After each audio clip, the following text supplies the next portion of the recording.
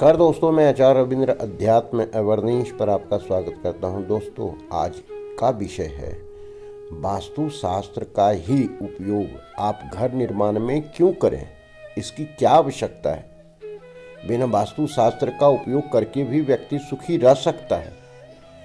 तो इसी का जो है विश्लेषण हम करने जा रहे हैं। सबसे बड़ी बात है कि आप समझें कि वास्तुशास्त्र में किन किन शक्तियों का उपयोग होता है और वो आपके लिए कितना फायदा दे सकता है। जैसे ये कहें कि निशाना आपको कहीं लगाना है और निश्चित आपका निशाना है तो तीर लगाएंगे तो ऑटोमेटिक वहाँ चला जाएगा, लेकिन अंधेरे में तीर चलाएंगे तो यह तो फिर द्वंद्व की बात है कि कहाँ लगेगा नहीं लगेगा, कोई एम नहीं, कोई लक्ष्य नहीं, कोई निर्माण का या किसी प्रकार का कोई ऐसा जो है आपका विचार नहीं है। तो चौराहे पर खड़ा होकर के आप कहाँ जाएंगे यही निर्णय नहीं कर पाएंगे तो आप लक्ष्य तक कैसे पहुँचेंगे। आज आधुनिक युग है, इकोनॉमिकल युग है। आज जो है सो सभी को ग्रोथ चाहिए, विकास चाहिए, सुखी चाहिए, जीवन में आनंदित रहने के लिए उसे जो जो चीज़ चाहिए, लग्जरियस लाइफ चाहिए या जो जो चीज़ चाहिए, यह वास्तु देने में समर्थ है। वास्तु आसानी से दे सकता है बिना कठिन परिश्रम का। परिश्रम तो लेबर भी करता है, रात दिन मजदूरी करता है, लेकिन शाम को उसको 500 रुपया भी मिलना मुश्किल होता है। तो ये परिश्रम नहीं कहलाता है। माइंड सेट चाहिए, माइंड का उपयोग चाहिए, क्लियर विजन चाहिए।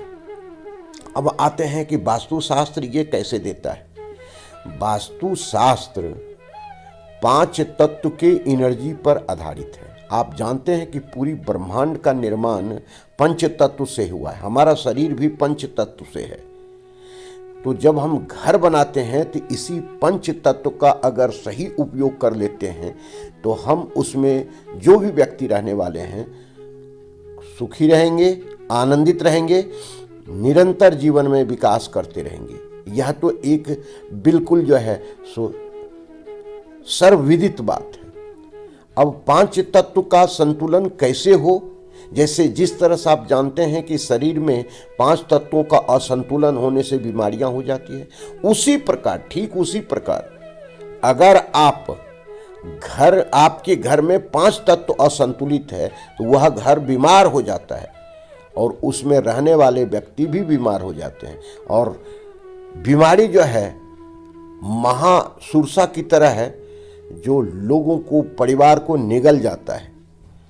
तो इससे बचने के लिए वास्तुशास्त्र के आधार पर आप अगर निर्माण करते हैं तो इस चीज़ से आप बच सकते हैं। 5 तत्व का संतुलन कैसे हो इसकी बारीकी जो है सो सिखाता है वास्तुशास्त्र। वास्तुशास्त्र बताता है कि कॉस्मिक एनर्जी आपके घर पर कैसे काम करता है। जैसे आपके शरीर में कॉस्मिक एनर्जी करता है, आप स्वस्थ रहते हैं, प्रसन्न रहते हैं, ईश्वर की भक्ति में रहते हैं, या निगेटिव होकर के चुगली करते हैं, किसी का अहित करते हैं, ये सब आपके कॉस्मिक एनर्जी पर निर्भर करता है। उसी प्रकार आप जिस घर में रहते हैं अगर उसका कॉस्मिक एनर्जी बुलंद है, सही है, तो वो अच्छा रिजल्ट देगा। अच्छा रिजल्ट क्या है? सभी घर में स्वस्थ रहें, सभी जो है घर में आर्थिक स्थिति से मजबूत रहें, सभी घर में व्यक्ति सामंजस्य रहें, अच्छे रिलेशन से रहें, एक दूसरे को सपोर्ट करें, किसी प्रकार का लड़ाई झगड़ा ईर्ष्या द्वेष ना हो। यही तो है और यही वास्तुशास्त्र के अनुसार हम बनाते हैं तो हमें ये सारी चीज़ से मुक्ति मिलता है। फिर आता है कि पृथ्वी पर गुरुत्वाकर्षण कार्य करता है। तो यह जो गुरुत्वाकर्षण का कार्य है पृथ्वी पर, जब हम घर बनाते हैं तो वहाँ पर भी ये जो है कार्य करता है। तो इसको भी हम संतुलन में अगर रखते हैं तो हमें बहुत ही शांति, सुख और समृद्धि मिलता है। उसके बाद आता है कि इलेक्ट्रिक एनर्जी भी वर्क करता है और यह भी घर में मिलता है। इसी को देखते हुए एक वेद में स्थापत्य वेद जिसको कहते हैं, 4 वेदों में इसमें इसका विश्लेषण किया गया है।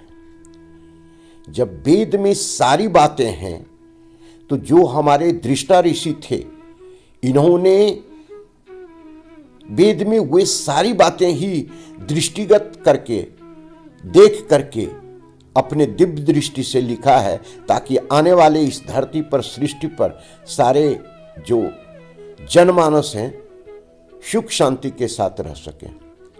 तो इसी का संतुलन आवश्यक है। हम वास्तुशास्त्र में एनर्जी की बात बार बार करते हैं, पंच तत्व का बार बार बात करते हैं, जो गुरुत्वाकर्षण की शक्ति का है वो बार बार बात करते हैं, कॉस्मिक एनर्जी की बार बार बात करते हैं। और जो संतुलित होकर के अपने घर का निर्माण करता है तो वह सुख शांति समृद्धि के साथ रहता है। वास्तु पुरुष की रचना इसी के आधार पर किया गया है को प्राप्त कर सकते हैं। कि इसी चीज को समझने के लिए घर का निर्माण करने वक्त वास्तु शास्त्र के द्वारा ही निर्माण करें, के अनुसार ही निर्माण करें, यह आवश्यक है। धन्यवाद। बहुत शांति से आप इस बात को समझें और आप अपने जीवन में उतारें। धन्यवाद।